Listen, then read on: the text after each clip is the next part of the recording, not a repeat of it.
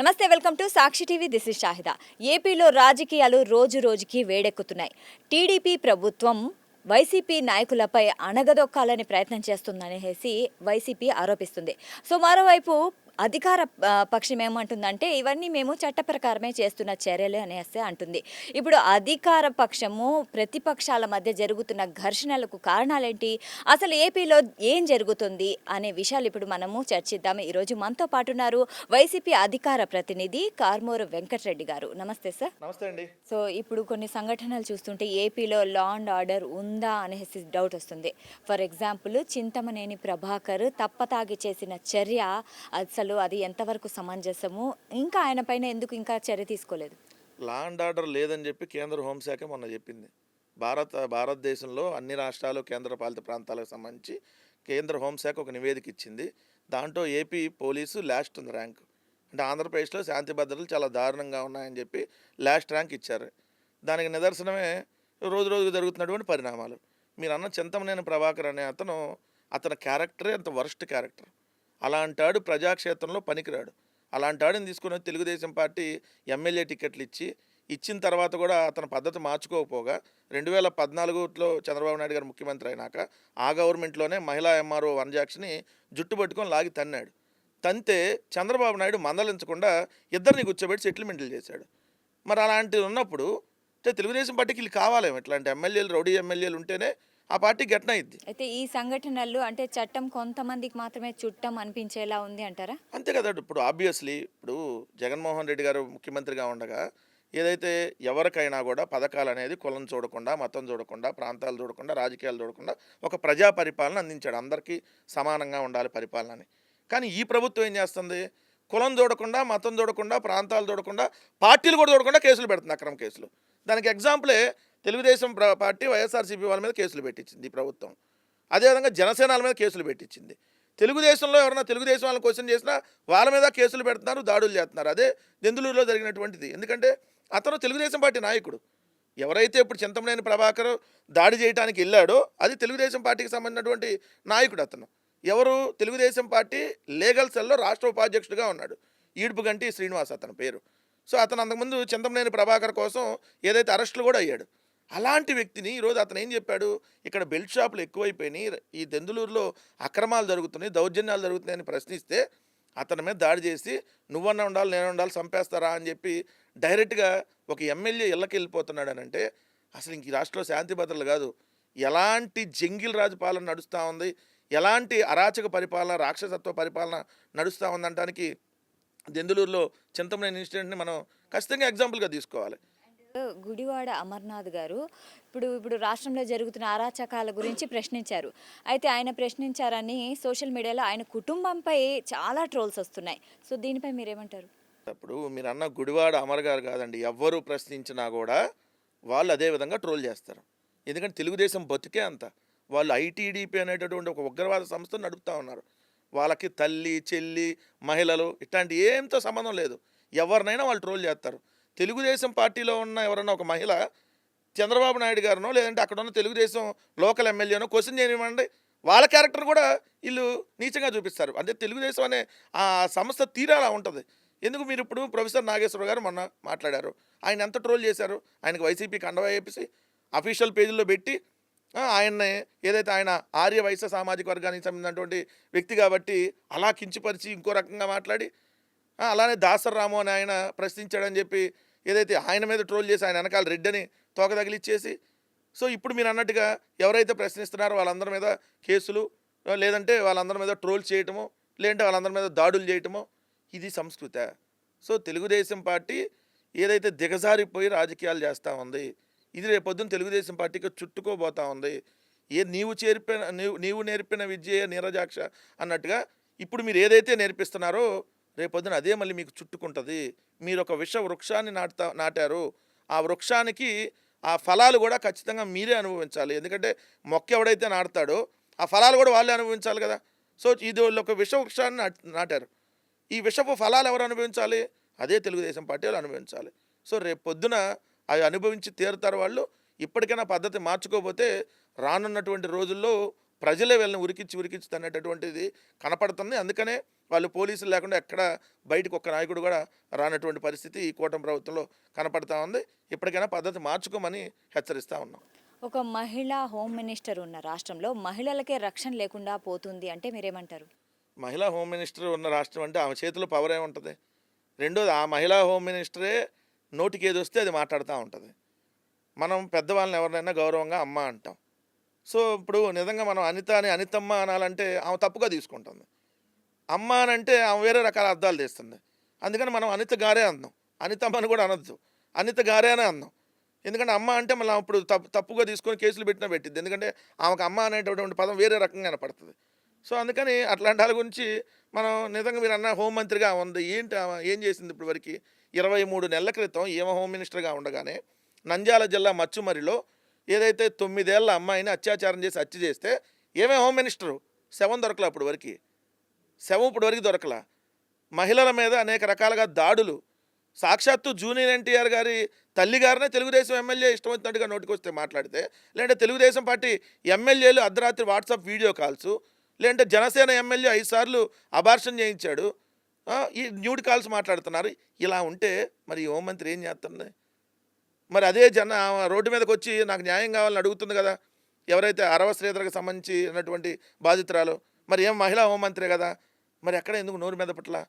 మహిళల మీద ఇన్ని రకాల దాడులు జరుగుతూ ఉంటే, లైంగిక వేధింపులు ఇన్ని జరుగుతూ ఉంటే ఏ రోజన్నా ప్రెస్ మీట్ పెట్టి దాని మీద మాట్లాడిందా? ప్రెస్ మీట్ పెట్టడం, జగన్మోహన్ రెడ్డి గారిని తిట్టడం. రాత్రిపూట ముందు రోజు రాత్రి చెబుతారేమో రేపు పొద్దున పలానా టైంకి ప్రెస్ మీట్ పెట్టమని ఆమెకి అనిత గారికి చెప్పంగానే ఆ స్క్రిప్ట్ వెళ్ళిపోద్ది. పొద్దున్నే వచ్చి రాత్రి అలా బట్టి టీచర్ కదా, కొంచెం ఒకసారి చూస్తే అర్థమైపోయింది కదా, ఓకే టీచర్గా పనిచేసింది కదా. సో దాన్ని ఒకసారి చదువుకొని ఈడకి వచ్చి తిడతా ఉంటారు. అంతకంటే ఇంకా హోంమంత్రి ఏం చేశారు ఈ రాష్ట్రంలో? ఈ రాష్ట్రంలో ఇదిగో పలానా దాన్ని మేము సాల్వ్ చేసామని చెప్పమానండి. ఇప్పుడు ఖైదీలు పారిపోతున్నారు, జైల్లో నుంచి ఖైదీలు పారిపోతూ ఉంటే, లేదంటే గంజాయి బెచ్చే డైరెక్ట్గా పోలీసుల మీద కాల్పులు జరుపుతూ ఉంటే ఏంది హోంమంత్రి ఏం చేసింది? ప్రెస్ మీట్ పెట్టి జగన్ గారిని తిడుతున్నారు. ఇంతకంటే వాళ్ళు చేసింది ఏం లేదు. అయితే మీరు గుండె మీద చెయ్యి వేసుకొని చెప్పండి, మీ పాలనలో కానీ ఇప్పుడు కానీ పోలీసు వ్యవస్థ బలంగా ఉందా? ఎందుకంటే ఇప్పుడు జ్ఞానేశ్వరి అనే చిన్న పాప తప్పిపోయి 10 రోజులైనా కూడా ఇప్పటికీ ఆ అమ్మాయి ఆచూకీ అనేది ఇంకా తెలియట్లేదు. అసలు పోలీసు వ్యవస్థ విఫలమైందంటారా? మేడం ఇప్పుడు మేము ఉన్నప్పుడు పోలీసు యంత్రాంగానికి అవార్డులు వచ్చినాయి. ఏది పోలీసు వ్యవస్థ బాగా పనిచేస్తుంది అనేటటువంటి. ఈరోజు పోలీసు వ్యవస్థకి లాస్ట్ ర్యాంక్ వచ్చింది. సో కంపారిజన్ మీరే చూడండి. రెండోది ఎక్కడన్నా ఒకసారి ఇన్సిడెంట్ జరిగినప్పుడు పోలీస్ వ్యవస్థ ఎలా రియాక్ట్ అవుతుందనే దాని మీద ఉంటుంది. ఇక్కడ డైరెక్ట్గా పోలీసులే ఇచ్చేస్తున్నారు కదా. ఇప్పుడు మొన్న చూస్తే అక్కడ మాచర్ల దగ్గర పల్నాడు జిల్లాలో ఒక సిఐ ఆయన లైంగికంగా అనేక మంది వేధించాడంటే అంతే ఆయన సస్పెండ్ చేశారు. ఆయన దొరకటానికి కూడా నిలబట్టింది ఆయనే వచ్చి మన లొంగిపోయినట్టున్నాడు మల్లయ్య అనేటటువంటి సిఐ. సో పోలీస్ వ్యవస్థ ఎలా ఉందో చూడండి. ఇంకా రెండోది ఇదే పోలీసులు డైరెక్ట్గా వాళ్ళే వెళ్ళి దాడులు చేస్తున్నారు, తెలుగుదేశం వాళ్ళు చెప్పారని చెప్పి. కొన్ని చోట్ల మనం చూస్తూనే ఉన్నాం పోలీసులు ఎలా వ్యవహరిస్తున్నారు అనే దానికి. ఇప్పుడు విజయవాడలో కూడా ఒక సంఘటన జరిగింది, మనం తర్వాత మాట్లాడుకుందాం. దానికి కూడా అదే పోలీసే కదా సిఐ ఎవరో నాగరాజుగా ఉంది. ఇప్పుడు మీరు అన్న తుని సంఘటన, ఈ అమ్మాయి ఎవరైతే చిన్న పాప తప్పిపోయిందా ఏం జరిగిందో తెలియదు, 10 రోజులైంది. మరి 10 రోజులైనా ఆ అమ్మాయి ఎక్కడుంది, అసలు ఉందా లేదా కనీసం కనిపెట్టలేని దిక్కుమాలిన స్థితిలో మనం ఉన్నామంటే ఇదేమన్నా టెక్నాలజీ లేని యుగంలో ఉన్నావా?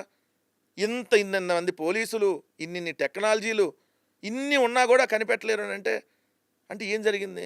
దీన్ని కూడా నంద్యాల జిల్లా మచ్చుమరిలో లాగా తీసేసి వదిలేసేస్తారా?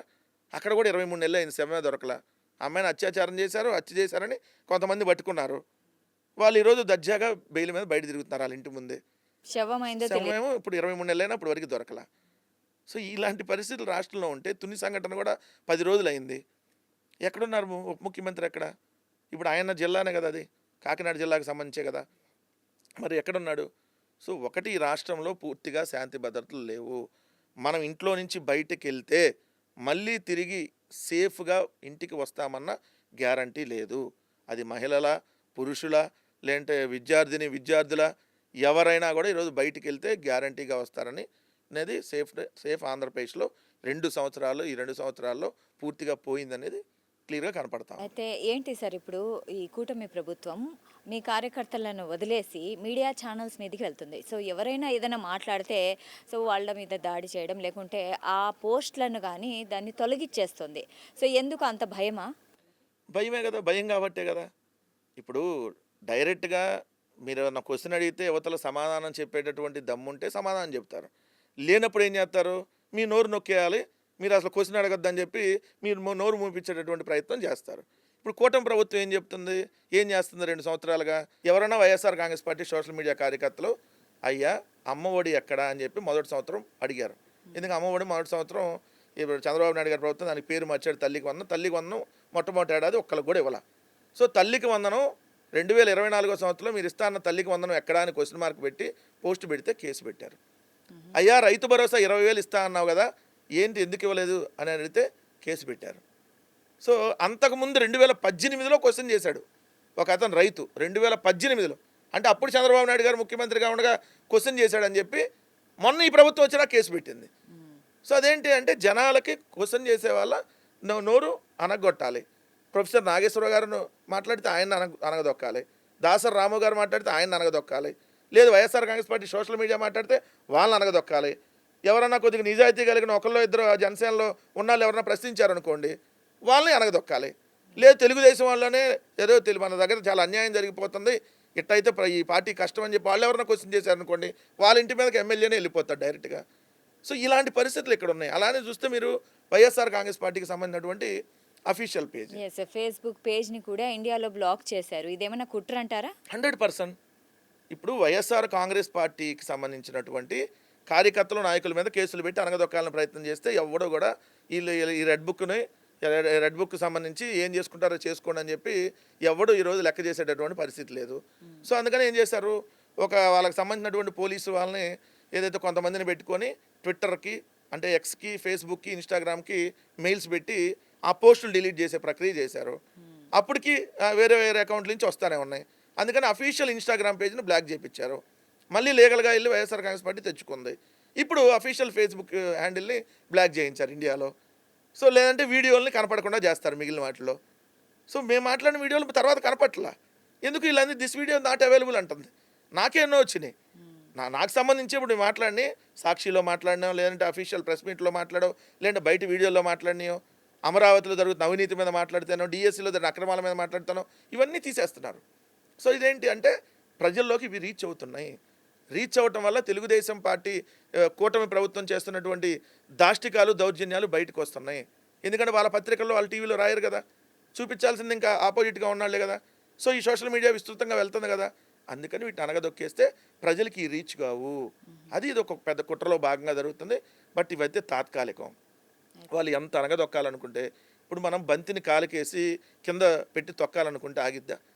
ఇంకా రివర్స్ అంతే కదా, బంతిని మనం తీసి ఇసిరేద్దాము అని అనుకుంటే రివర్స్లో మళ్ళీ మనకే వస్తుంది కదా.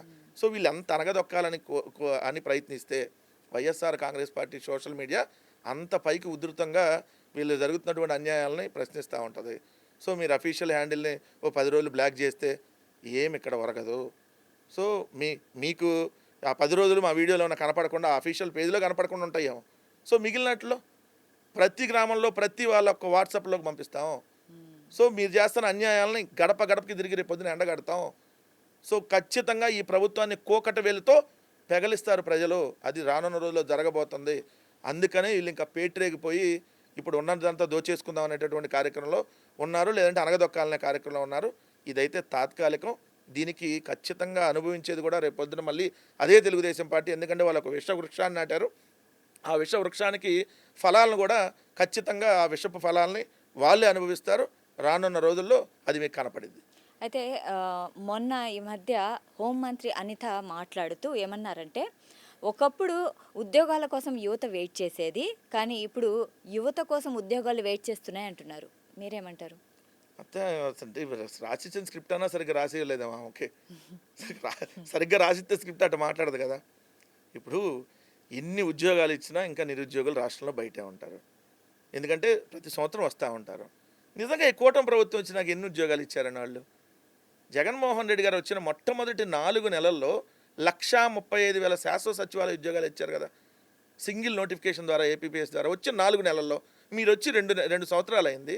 జగన్ గారు ఇచ్చినటువంటి 6,000 డిఎస్సి పోస్టులకి ఇంకో అదనంగా ఓ 10,000 యాడ్ చేసి 16,000 పోస్టులకు నోటిఫికేషన్ ఇచ్చారు. ఇప్పుడు అది పెద్ద డగారి ఎస్సీ అని ఆల్రెడీ తెలిసిపోయింది.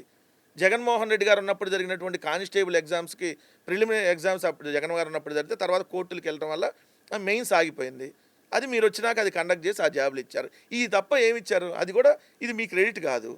ఇంకే జాబులు ఇచ్చారు? ఉన్న వాలంటీర్లు తీసి అవతలేసారా? ఉన్నటువంటి ఏదైతే బెవరేజ్ కార్పొరేషన్ వాళ్ళు తీసి అవతలేసారా? రేషన్ బళ్ళకు సంబంధించిన వాళ్ళని తీసి అవతలేసారా? అనేక మంది అవుట్సోర్సింగ్ వాళ్ళని ఇప్పటికే పక్క తప్పించేశారా? మరి ఇన్ని ఉద్యోగాలు తీసేది దాదాపు 3.5 లక్షల ఉద్యోగాలు పీకేశారు వీళ్ళు. పీకేసి మళ్ళీ ఉద్యోగాలు పరిగెత్తుకుంటూ వస్తాయంటే ఎవరి దగ్గర పరిగెత్తుకొస్తాయి? ప్యాకాట్ ఆడేవాడి దగ్గర పరిగెత్తుకుని వస్తున్నాయి డిఎస్సి ఉద్యోగాలు.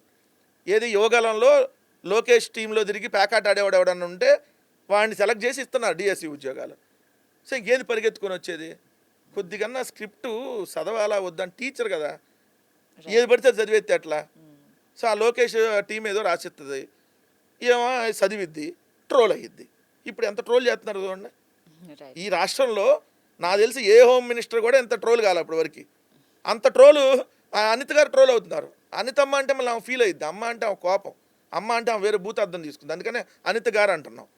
ఎందుకంటే పెద్దవాళ్ళని అమ్మ అనొచ్చు మనం, కానీ ఆ అమ్మ అంటే వేరే రకంగా తీసుకుంటుంది. సో ఆమెను ఎవరు దయచేసి అమ్మ అనొద్దు. ఎందుకంటే ఆమె మళ్ళీ వేరే గూఢార్థాలు తీసి మీ మీద హోంమంత్రి కట్టి కేసు పెట్టిన ఆశ్చర్యం లేదు. సో ట్రోల్ అవుతున్నారు అనిత గారు. సో అది చెక్ చేసుకోండి. వాళ్ళు ఇచ్చింది గుడ్డిగా చదవకుండా కొద్దిగా మార్చి చదివితే ట్రోల్స్ తగ్గుతాయి అని చెబుతాను.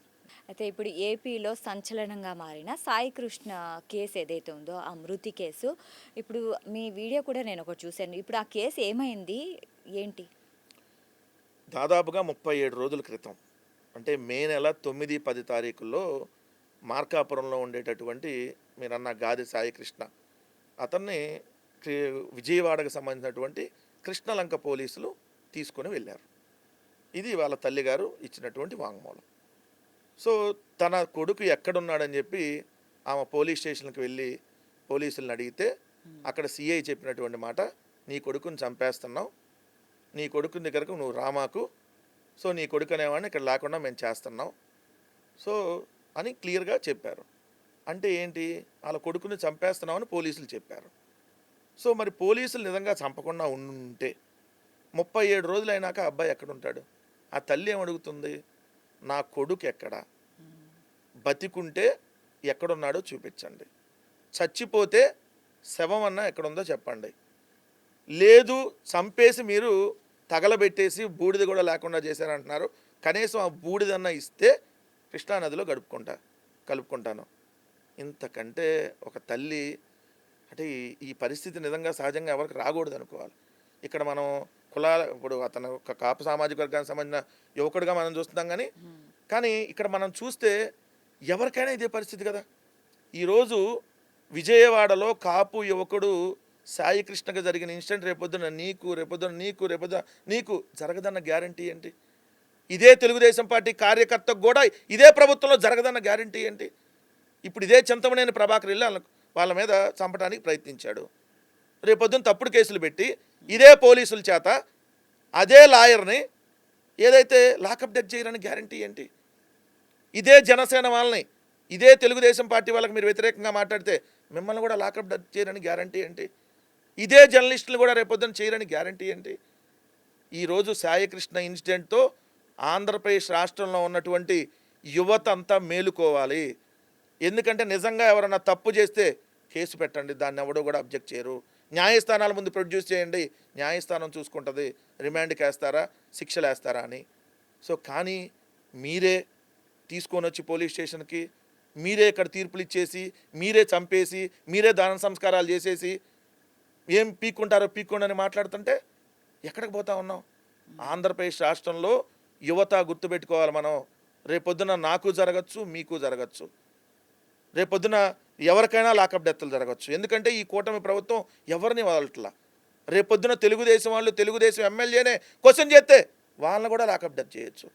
జనసేన వాళ్ళు తెలుగుదేశం వాళ్ళని క్వశ్చన్ చేస్తే వాళ్ళని కూడా లాకప్ డెత్ చేయొచ్చు. సో జాగ్రత్తగా అప్రమత్తంగా మనం పోరాడాల్సినటువంటి అవసరం ఉంది. లేదంటే ఆంధ్రప్రదేశ్ రాష్ట్రాన్ని వీళ్ళు వల్లకాడు చేస్తారు. ఎందుకంటే విజయవాడలో ఈరోజు ఆ సంఘటన చూస్తే చాలా నిజంగా ఒళ్ళు గగ్గురు పడుస్తూ ఉంది. ఎందుకంటే ఒక యువకుడిని తీసుకొని వచ్చి వాళ్ళ వాళ్ళ తల్లి ముందు తల్లికే మేము చంపేస్తున్నాం మీ కొడుకునని ఓపెన్గా పోలీసు వాడు చెప్పటం ఏంటి? వాళ్ళు ఇద్దరు బైక్ మీద తీసుకొని వెళ్ళి వాళ్ళే దహన సంస్కారాలు చేయటం ఏంటి?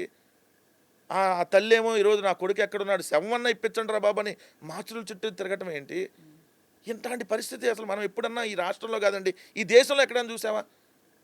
దేశంలోనే అసలు ఇట్లాంటి విషయాలు మనం చూసున్నాం. తమిళనాడులో ఎక్కడ ఒకసారి జరిగితే పోలీసులు 9 మందికి ఉరిశిక్ష చేసింది న్యాయస్థానం. వీళ్ళకు కూడా అలా ఉరి తీస్తే బహిరంగంగా ఎవడైతే ఇలా చేస్తారో చట్టం చేతిలో ఉందని చెప్పి తెలుగుదేశం వాడు చెప్పాడని చెప్పి ఎవడైనా ఇలా చేస్తారో వాళ్ళకి ఖచ్చితంగా రేపొద్దున అనుభవించి తీరుతారు. సిఐ నాగరాజు అసలు ఏం జరిగిందో నువ్వు వచ్చి బయటికి చెప్పాలి. దీని వెనకాల ఎవరున్నారు? ఏ తెలుగుదేశం నాయకుడు చేపించాడా? లేదంటే ఇంకో రౌడీ షీటర్ ఏమైనా చేపించాడా? ₹1 కోటి ఆఫర్ చేస్తానంట ఆ కుటుంబానికి. మీరు ఎక్కడ బయటికి రావద్దు, మీ కొడుకు ఎటు లేడు, మీరు ఎక్కడ బయటికి వెళ్ళొద్దు, మీ ₹1 కోటి ఇస్తామని. ₹1 కోటి ఇస్తానంటున్నారంటే ఎంత పెద్ద డీల్ ఉంది దీని వెనకాల. ఆషామాషిగా చంపేరు కదా ఎవడో తీసుకొని వచ్చి ₹1 కోటి ఇస్తామంటున్నారు. అంటే అసలు ఏం డీల్ అది? ఎవరు చంపమన్నారు? సో వీటన్నీ బయటికి రావాలి. సో ఆ కుటుంబానికి న్యాయం జరగాలి. సో ప్రభుత్వం తక్షణం దీని మీద హైకోర్టు సిట్టింగ్ జడ్జితో విచారణ జరిపించి సో అతను ఎక్కడున్నాడు, ఏమైంది, ఎందుకు రాలేదు, చనిపోతే ఎందుకు చంపారు, సో చనిపోయాడని చెప్పి ఆల్రెడీ తల్లే చెప్తున్నారు. సో దాన్ని మనం కోర్టు చేసే మాట్లాడుతున్నాం. సో దాని మీద ఖచ్చితంగా నిజాలు బయటకు రావాలని చెప్పి వైఎస్ఆర్ కాంగ్రెస్ పార్టీ డిమాండ్ చేస్తాం. రైట్. అయితే తమ సమస్యలను పరిష్కరించాలి అని ఆక్వా రైతులు జగన్మోహన్ రెడ్డి గారిని కలిశారు. ఆ కలవడము చర్చనీయాంశమైంది. అసలు ఆక్వా రైతులకు ఎలాంటి ప్రధాన సమస్యలు ఉన్నాయి, అసలు దీనిపై మీరేమంటారు? ఆక్వా రైతులకు సంబంధించి ఏంటంటే ప్రధానంగా అంతకుముందు జగన్మోహన్ రెడ్డి గారు ఉన్నప్పుడు యూనిట్ కరెంట్ రేట్లను తగ్గించున్నారు. సో వాళ్ళకి సంబంధించి ఆక్వా సాగు చేసుకునే వాళ్ళకి సంబంధించి. రెండోది ఏంటంటే ఆక్వా రైతులకి సంబంధించిన దాంట్లో ఆ ధర ఏదైతే ఉంటుందో ఆ ధర ఇప్పుడు ₹240 ఉండాలని జగన్మోహన్ రెడ్డి గారు అంతకంటే తక్కువకి తీసుకోవడానికి లేదు, అంత ధర ఉండాలని చెప్పి నిర్ణయించారు. కానీ ఈరోజు ఏంటి, దళారుల చేతిలోకి వెళ్ళిపోయింది పూర్తిగా. దళారులే ఒక రేటు ఫిక్స్ చేస్తారు, ఆ రేటు కంటే ఎక్కువ రేటు కొంటల్లా. రెండోది వాళ్ళకి సంబంధించిన ఏదైతే ఆ ఫీడ్ ఉంటుందో రొయ్యలకు సంబంధించినటువంటిది అదేమో ఇష్టం వచ్చినట్టుగా సిండికేట్ అయిపోయి ఎక్కువ రేట్లకి రైతులకు అమ్ముతూ ఉన్నారు. సో ఆక్వా రంగం కుదేలైపోతున్నటువంటి పరిస్థితి. ఒకటైతే మనం స్పష్టంగా చెప్పొచ్చు, ఈరోజు ఆక్వా రంగం అనే కాదు పూర్తిగా అన్ని రకాల రైతులు ఈరోజు నష్టపోయి ఉన్నారు. అంతకుముందు ఏదైనా పంట నష్టపోతే ఇమీడియట్గా జగన్మోహన్ రెడ్డి గారు ఉన్నప్పుడు అదే సీజన్లో ఖరీఫ్ సీజన్లో నష్టపోతే ఖరీఫ్ సీజన్లోనే పంట నష్టపరిహారం ఇచ్చేవాళ్ళు, రబీ సీజన్లో నష్టపోతే రబీ సీజన్లోనే పంట నష్టపరిహారం ఇచ్చేవాళ్ళు. రెండు, రైతులకు మద్దతు ధర దొరికేది, రైతులకి సకాలంలో యూరియా దొరికేది, రైతు భరోసా కేంద్రం రైతన్నను చేయబట్టుకొని నడిపించేది. ఏ పంట వేయాలి, ఏ పంట వేస్తే ఏ మందులు వాడాలి, ఏ ఎరువులు వాడాలి, దానికి గిట్టుబాటు ధర ఎంత, సో ఇవన్నీ ముందు నుంచి ఒక ప్లాన్డ్గా ఉండేది. కానీ ఈరోజు ఆ పరిస్థితులు లేదు. అందుకని ఈరోజు చూడండి మీరు అన్ని రకాల రైతులు ఇదే మిర్చి పంటకు సంబంధించి మద్దతు ధర కోసం జగన్మోహన్ రెడ్డి గారు గుంటూరు మిర్చి యార్డుకి వెళ్ళిన పరిస్థితి, పసుపుకు సంబంధించిన దాంట్లో ఏదైతే జగన్మోహన్ రెడ్డి గారు వాళ్ళకి మద్దతు తెలిపినటువంటి పరిస్థితి, పొగాకు సంబంధించి పొగాకు బోర్డు దర్శి అక్కడ జగన్మోహన్ రెడ్డి గారు వెళ్ళినటువంటి పరిస్థితి, మామిడి రైతులకు సంబంధించి ఏదైతే బంగారుపాళ్యం మార్కెట్ యార్డుకి జగన్మోహన్ రెడ్డి గారు వెళ్ళినటువంటి పరిస్థితి. ఈరోజు అనేక మంది రైతులు మళ్ళీ జగన్మోహన్ రెడ్డి గారి దగ్గరికి నేరుగా వస్తున్నటువంటి పరిస్థితి. సో మిగిలిన వర్గాలు కూడా ఒక రైతాంగమే కాదంటే ఈ రాష్ట్రంలో అన్ని వర్గాలు జగన్మోహన్ రెడ్డి గారి దగ్గరికి వచ్చి తమ సమస్యలు చెప్పుకుంటున్నారు. అదేవిధంగా జగన్మోహన్ రెడ్డి గారు కూడా వాళ్ళ దగ్గరికి వెళ్ళి సమస్యలు ఏదైతే సమస్యల పరిష్కారం కోసం వెళ్తున్నారంటే ఈ రాష్ట్రంలో జగన్మోహన్ రెడ్డి గారు తప్ప వేరే ఆప్షన్ లేదు అనేది ఈరోజు మొత్తానికి అర్థమైంది. మొత్తానికి అర్థం అవ్వబట్టే ఈరోజు రైతాంగం కావచ్చు, డిఎస్సికి సంబంధించి కావచ్చు, నిరుద్యోగులకు సంబంధించి కావచ్చు, అన్ని రకాల వాళ్ళు ఈరోజు వచ్చి అమరావతికి సంబంధించిన రైతులు కూడా వచ్చి జగన్మోహన్ రెడ్డి గారికి సార్ మమ్మల్ని ఇట్లా దౌర్జన్యంగా మా భూములు లాక్కుంటామంటున్నారు అని చెప్పి వచ్చి కలుస్తున్నటువంటి పరిస్థితి. సో జగన్మోహన్ రెడ్డి గారు ప్రజల నాయకుడిగా, ప్రతిపక్ష పార్టీగా జగన్మోహన్ రెడ్డి గారు న్యాయం చేయగలుగుతారు, మనకి ఆయన ఇప్పుడు పోరాడగలుగుతారు. రెండోది ఆయన వచ్చిన తర్వాత మన సమస్యలన్నీ కూడా పరిష్కారం అవుతాయి అనేది ఈరోజు రాష్ట్రంలో ఉన్న అన్ని వర్గాలకి ఆల్రెడీ రీచ్ అయిపోయినాయి. అందుకని మనందరూ వస్తున్నారంటే ఖచ్చితంగా రేపు జగన్మోహన్ రెడ్డి గారు మళ్ళీ ముఖ్యమంత్రి కాబోతున్నారనడానికి ఇదొక ఎగ్జాంపుల్గా మనకు కనపడతా ఉన్నాయి కదా. రెగ్యులర్గా ఇప్పుడు డైరెక్ట్గా జగన్ గారి దగ్గరికి వచ్చి మా సమస్యలు ఎవరు ఇస్తున్నారంటే ప్రభుత్వం దగ్గరికి వెళ్తారు, భరోసా ఉంది కాబట్టి ప్రభుత్వం దగ్గర భరోసా దొరకట్లేదు, ప్రభుత్వం దగ్గర కనీసం పలకరించేవాళ్ళు లేరు, ప్రభుత్వం దగ్గరికి వెళ్తే కేసులు పెడతారు ఏదన్నా క్వశ్చన్ చేస్తే వాళ్ళని. అందుకని ఈరోజు జగన్మోహన్ రెడ్డి గారి దగ్గరికి వచ్చి మా సమస్య మీద మీరు మాట్లాడమని అడుగుతున్నారు. సో ఇది ఒక్కటి చాలు కదా. జగన్మోహన్ రెడ్డి గారు ప్రతిపక్ష నాయకుడిగా సీట్లు ఒకవేళ 11 సీట్లే వచ్చినా ప్రజల మనస్సుల్లో చిరస్థాయిగా ఎలా ఉన్నాడు, ప్రజల సమస్యలను తీర్చే నాయకుడు జగన్ గారే అనడానికి అన్ని వర్గాలు ఈరోజు వచ్చి తాడేపల్లిలో జగన్ గారిని కలవటము, లేదంటే జగన్ గారే వాళ్ళ దగ్గరికి నేరుగా వెళ్ళి తెలుసుకోవటము, ఇవన్నీ జరుగుతున్నాయి అంటే అది కదా లీడర్షిప్. సో అది గుర్తుపెట్టుకోవాలి. సో ఇప్పుడు రైతాంగానికి ముందైతే తక్షణం ఆక్వా రైతులను ఆదుకోమని చెప్పి ఆల్రెడీ జగన్మోహన్ రెడ్డి గారు కోరారు. కానీ ఈ ప్రభుత్వం అయితే చేయదు. ఎందుకంటే ఈ ప్రభుత్వానికి మామూలుగా మనం దున్నపోతు మీద వర్షం కురిస్తుంది అని అంటాం. దున్నపోతు మీద వర్షం కురిసిన సామెతగా మనం చెబుతాం. ఇది ఈ దున్నపోతు ప్రభుత్వం మీద వర్షం కాదు, మనం ఇది ఏమంటారు అగ్నిమాపక కేంద్రాన్ని మన ఫైర్ ఇంజిన్లతో మనం దళితం చూడండి, అది పడ్డా కూడా ఈ ప్రభుత్వానికి చలనం ఉండదు. సో ఈ ప్రభుత్వాన్ని ఒక దున్నపోతుగా దాని మీద మనం ఫైర్ ఇంజిన్తో కొట్టినా కూడా దీనికి చలనం ఉండదు. సో 2 సంవత్సరాల్లో మనం చూసాం కదా, దేనికి చలనం ఉండదు. దోచుకో పంచుకో తినుకో దానికే చలనం ఉంటుంది, ఇంకా దేనికి ఉండదు అనేది వాస్తవం. అయితే వంగలపూడి అనిత అండ్ అమర్నాథ్ గారు ఉన్నారు కదా, వాళ్ళిద్దరి మధ్య వాళ్ళకి సంబంధించిన ఒక కాంట్రవర్సీ రాజకీయ వర్గాల్లో ఒక హాట్ టాపిక్గా మారింది. సో ఈ కాంట్రవర్సీపై మీరేమంటారు? ఇప్పుడు నేను ఒక మాట ఏమంటానంటే, నిజంగా ఆ మాట అనేది ఇప్పుడు మేకప్ అనే దాన్ని అన్నారు, మేకప్ వేసుకొని వస్తారు అనే దాని మీద అన్నారు. Video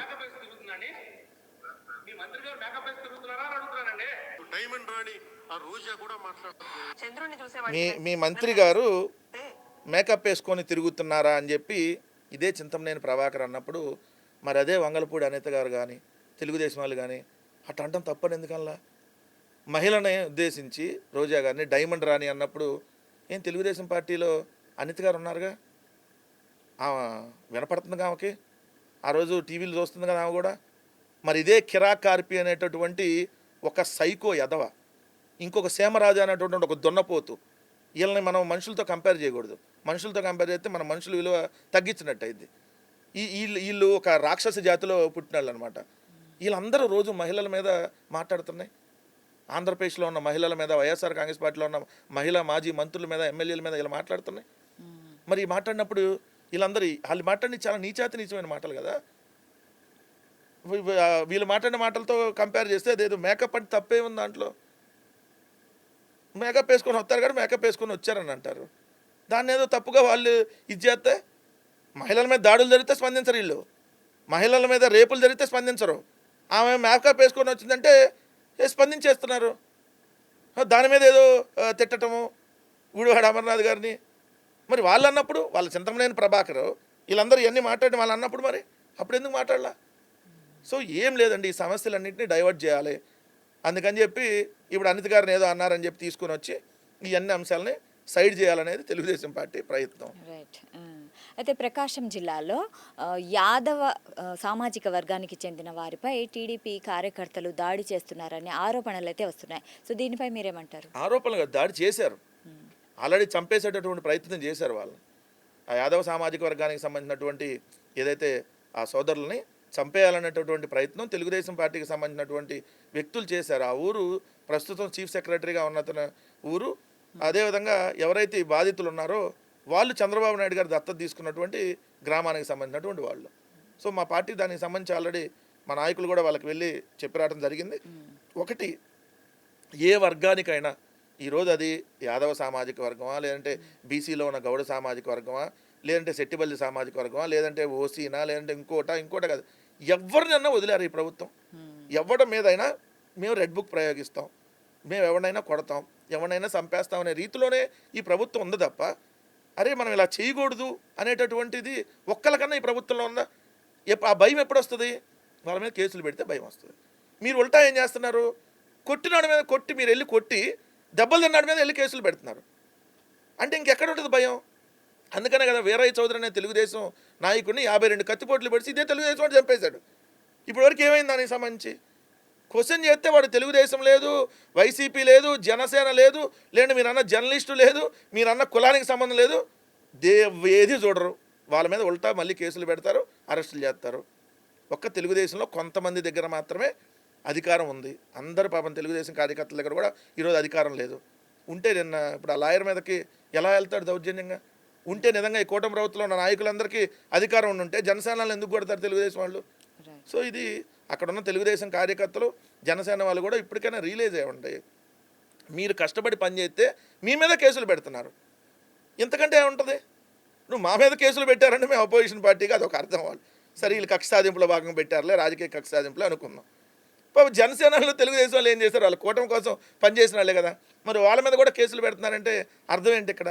right. ఏ స్థాయికి వెళ్ళిపోయిందో దాన్ని మనం చూస్తే అర్థమవుతుంది. అయితే అయితే ఢిల్లీలో జనసేన నాయకులతో పవన్ కళ్యాణ్ ఒక సమావేశం ఏర్పాటు చేశారు. ఆ సమావేశం రాజకీయంగా కొంచెం చర్చనీయాంశమైంది. అయితే దీని ప్రధాన ఉద్దేశం ఏంటి ఈ సమావేశానికి సంబంధించి? అండ్ దీని ప్రభావం ఏపీ రాజకీయాలపై ఏమైనా పడుతుందా? ఏముండదండి, పిచ్చాడు ఆడికి పెడితే ఆడికి వెళ్ళి ఏదో మీటింగ్లు పెట్టుకుంటే దాని గురించి అసలు మనం స్పందించాల్సిన అవసరం ఉంది. ఆయన ఏం చెబుతాడు, నాకు ఆంధ్రాలోనే నేను సీఎం కాలేను, తెలంగాణలో వచ్చి నేనేం పొడుస్తా అని చెప్పాడు కదా ఆయన. ఇటు ఢిల్లీ వెళ్ళి ఏం పొడుస్తాడు, ఆ మీటింగ్ డబ్బులు బొక్క తప్ప. ఇప్పుడు ఆ మీటింగ్కి వెళ్ళినాను చూసా, ఎవర్రా బాబు ఈ మీటింగ్లో నిజంగా ఏమన్నా పెద్ద మేధావులు వచ్చారా అని. మామూలు మేధావులు లేరు. ఒకడేమో హైపర్ ఆది అని జబర్దస్త్లో స్కిట్లు వేస్తూ ఉంటాడు, లేఖీ స్కిట్లు, ఆయన ఒక జనసేన నాయకుడు అక్కడ. ఇంకో ఆయన నాగబాబు, లెగిస్తే నేను మనిషిని కాదు, నాకు పిచ్చి ఉంది, దానికి ఒక పెద్ద నా పిచ్చి నా టీవీ అని ఒక ఛానల్ కూడా నడిపాడు యూట్యూబ్ అప్పుడు. ఆయన ఒక ఆయన ఉన్నాడు దాంట్లో. ఇంకొక ఆయన మహిళల్ని లైంగికంగా వేధించి 5 సార్లు అబార్షన్ చేయించిన గనుడు ఒక ఆయన ఉన్నాడు. ఇంకొక ఆయన ఉన్నాడు అక్కడ ఎమ్మెల్యేగా.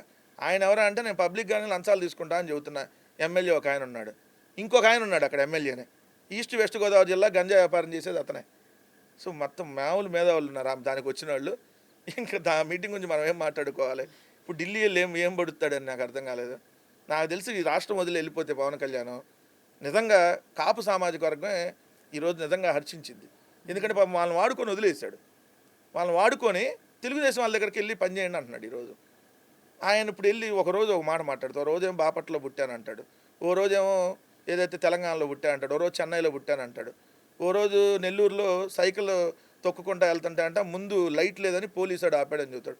సైకిల్కి ముందు లైట్ లేకపోతే పోలీసాడు ఎట్ట ఆపుతాడండి ఈ తిక్కలాడు? కాకపోతే ఆ 2 లక్షల పుస్తకాలు చదివి మైండ్ ఏమైనా పోయిందేమో నాకు తెలియదు, కానీ లేదా ఒక పుస్తకం అయినా చక్కగా చదివితే మైండ్ సరిగ్గా వస్తుంది. 2 లక్షల పుస్తకాలు పక్కన పెట్టుకొని గబా అట్లా చదివేసి ఉంటాడు పైన ఉన్న, లేదంటే ఆ పుస్తకం పేరేందనేది, ఆ దెబ్బకు మైండ్ పోయినట్టుంది.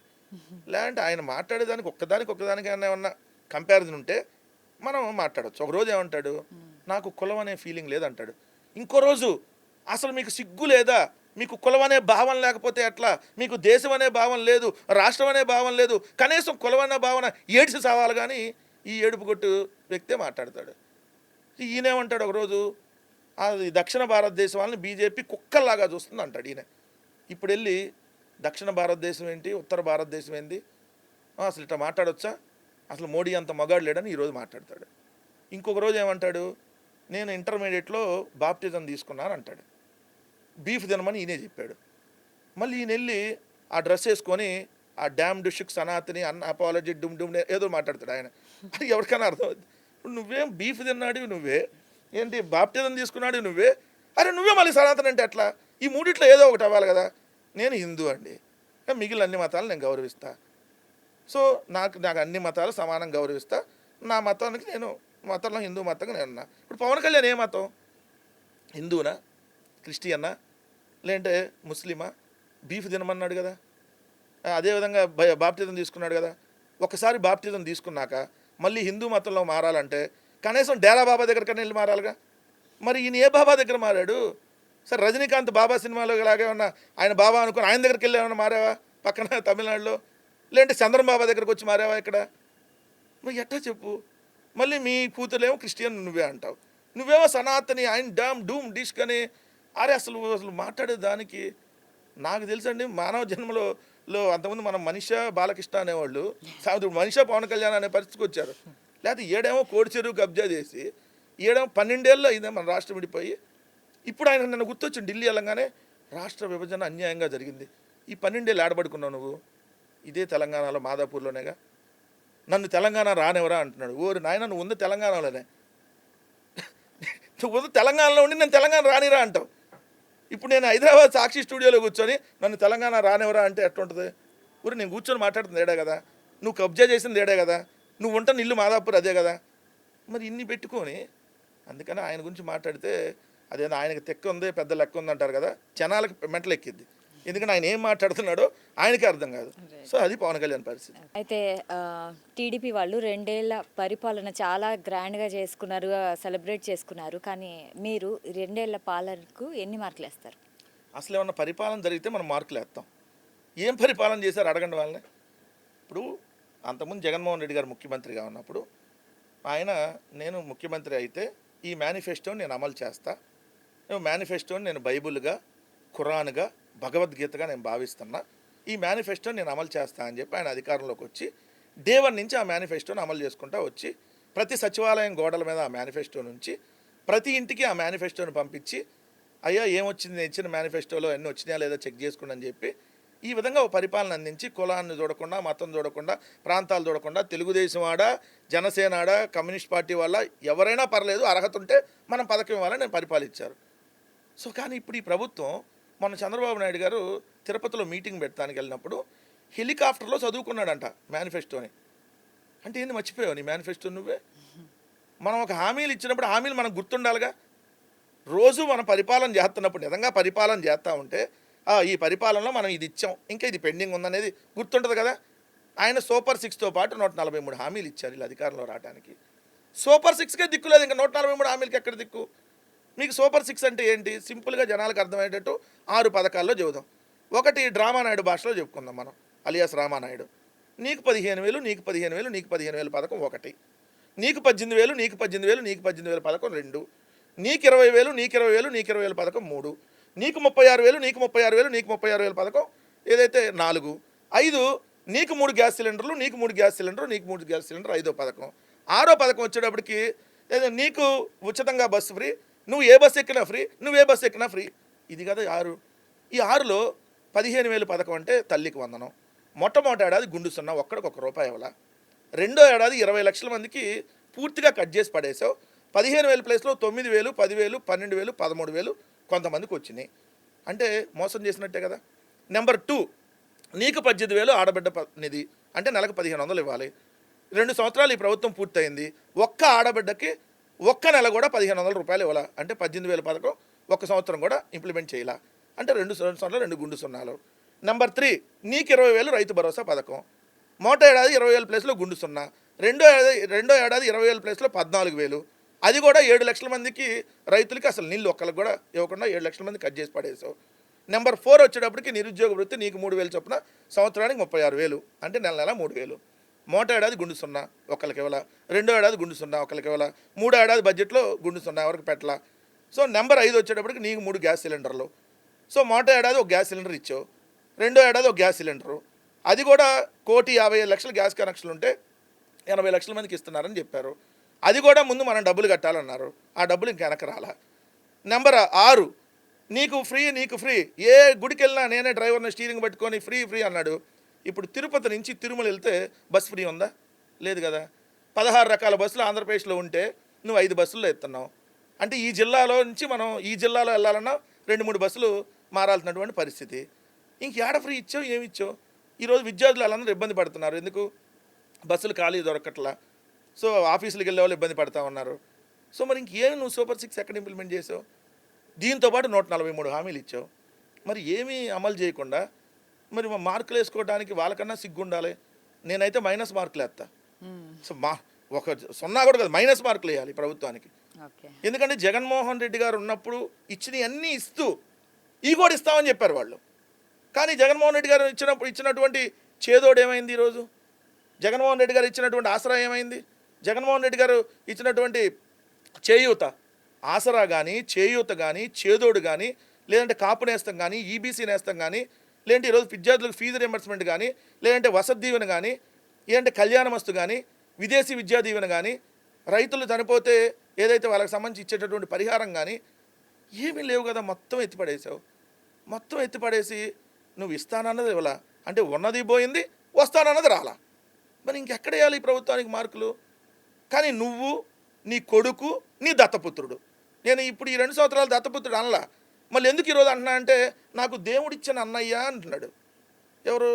లోకేష్ ఏమన్నాడు? పవన్ కళ్యాణ్ నాకు దేవుడిచ్చిన అన్నయ్య అంటున్నాడు. మరి దేవుడిచ్చిన అన్నయ్య అన్న దత్తపుత్రుడు అన్న ఒకటే కదా. సో నువ్వు, నీ కొడుకు, నీ దత్తపుత్రుడు, ఈ ముగ్గురు స్పెషల్ ఫ్లైట్లో తిరగటానికి తప్ప ఏం చేశారు ఈ పరిపాలన? పొద్దున్నే మాదాపూర్లో బయలుదేరితే మళ్ళీ సాయంత్రానికి మాదాపూర్ వస్తున్నాడు పవన్ కళ్యాణ్. వీకెండ్ హైదరాబాద్లో ఎంజాయ్ చేస్తున్నారు ఇక్కడ మంత్రులు. పబ్బులకి వెళ్తున్న మంత్రులు ఉన్నారు. మీకు చెప్తే ఇంకా ఆశ్చర్యం. ఇట్లాంటి పరిస్థితి ఉంటే ఇంక పరిపాలనకి దీనికి మార్కులు ఏమేస్తారు? 2 సంవత్సరాల్లో పరిపాలన జరగల, మొత్తం అరాచకాలు జరిగినాయి, దోపిడీ జరిగింది. పీపీపీ అనేటటువంటి విధానంలో క్యాషు, రాజేషు, లోకేష్ అనే స్కీమ్లో భాగంగా ప్రభుత్వ ఆస్తుల్ని అప్పనంగా అమ్మే కార్యక్రమం జరుగుతూ ఉంది.